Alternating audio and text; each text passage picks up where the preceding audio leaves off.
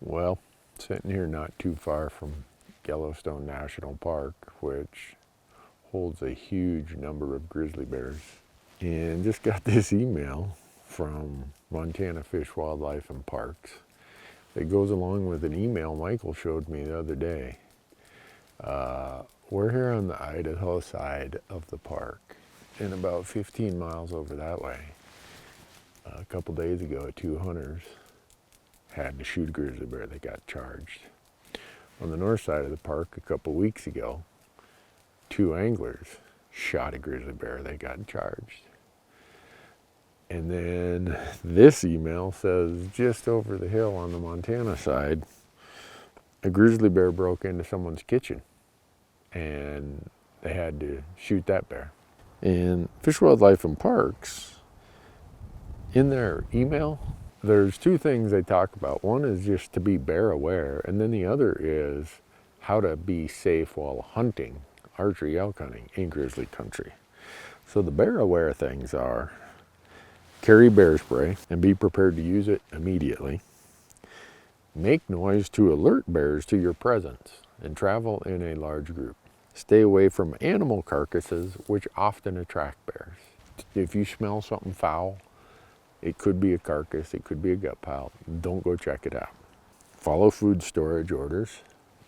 Every trailhead you go to around Yellowstone, it tells you what the food storage requirements are. If you're a homeowner, keep garbage, bird feeders, pet food, and other attractants in a secure building. Keep garbage in a secure building until the day it's collected. Use certified bear-resistant containers.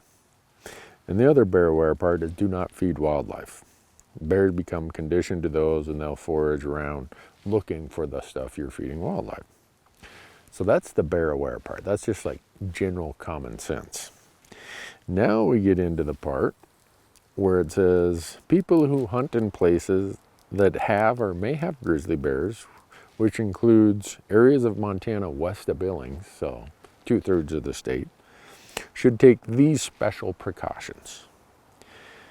Again, carry bear spray, be prepared to use it immediately.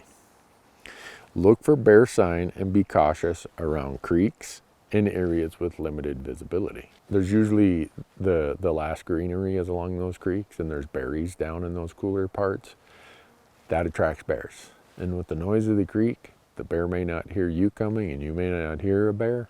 So there's a lot of reasons why being next to creeks and following creeks is a way to increase your odds of a bear encounter. So if you're out elk hunting, don't do that.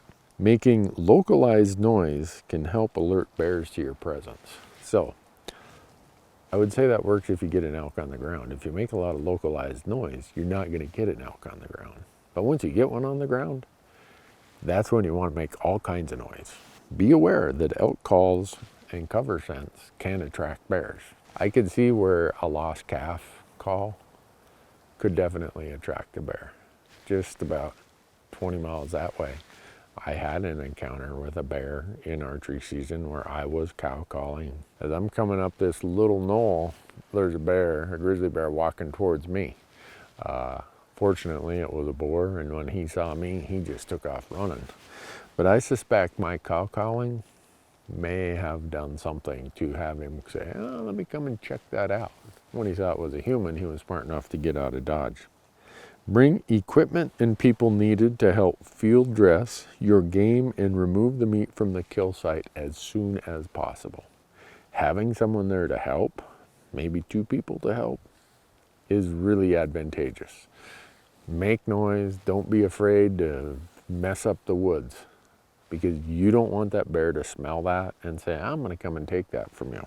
If you need to leave part of the meat in the field for retrieval, hang it at least 10 feet off the ground, which is nearly impossible. Do your best.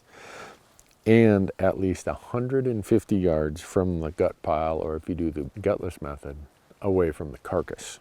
You don't want to come into a really tight cluster of trees and have a bear there on your meat. So hang it someplace far away from the gut pile or the carcass. And then lastly, upon your return to your meat, observe that meat with binoculars and make noise while approaching the meat.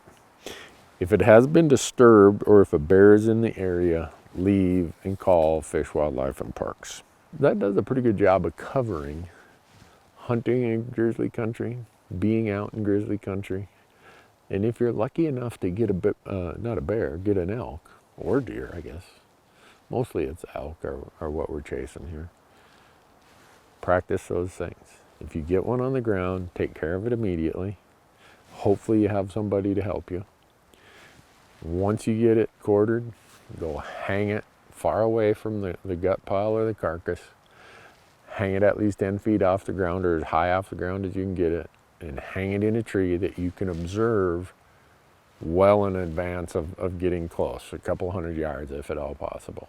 And if it's disturbed, guess what? It's the bear's meat at that point.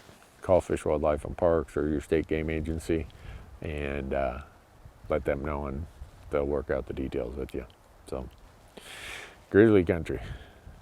It definitely adds another bit of, I guess, anxiety, excitement, all those things. But there's also some really, really good elk hunting to be had in grizzly country. Good luck. Be safe.